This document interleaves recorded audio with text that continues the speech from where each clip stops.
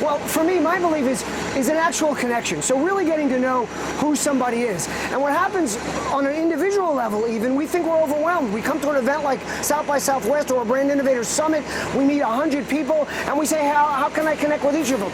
But actually you can, because the important thing is making that initial connection with a personal message. That personal message doesn't have to be completely individualized for each person, but it's something showing that you met them at Brand Innovators out South by Southwest, and for them to feel free to reach out to you. And what happens is out of those 100 or so, 10 might write back to you.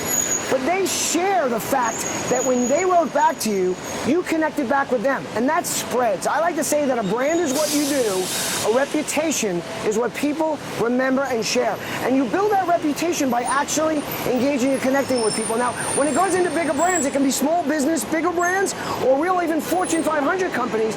Their thoughts are, hey, we have 1 million followers, we have 1 million friends on Facebook or 1 million likes. How can we communicate with them?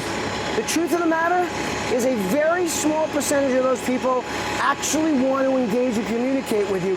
The rest of them are lurking out there, seeing it happening and feeling a part of that conversation by watching your conversation. So if you guys are involved in social, or if you're not, try this sometime.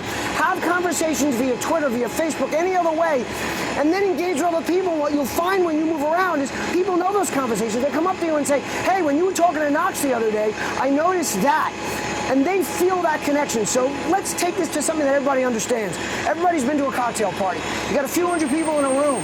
What happens in that room? There's pockets of people around the room. There's usually only 5 people speaking, but each of them is surrounded by anywhere from 5 to 20 people. And out of that, maybe 1 or 2 people are actually engaging with them.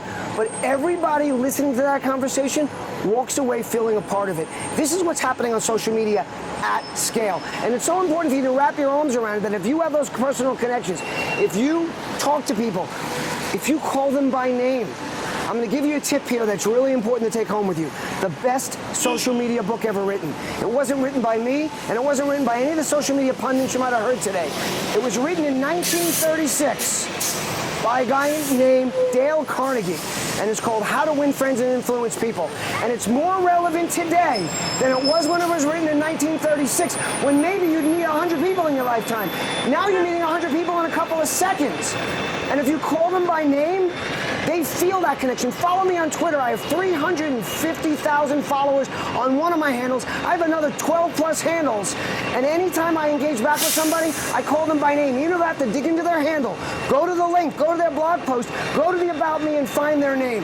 Because there's no word in any language that's more beautiful to the ear of anybody than the sound of their own name. It takes a few extra seconds. It's hard. I do it via text. I do it via email. I'll hold myself up for a second. I'm about to hit send, and I go, oh my God, I forgot to say, hey John, hey Lori, thanks so much for the connection. Those little things make a big difference. It's a lot of work, but it gets you much more value in the big term. That work, every second of it is worth the time you're putting in.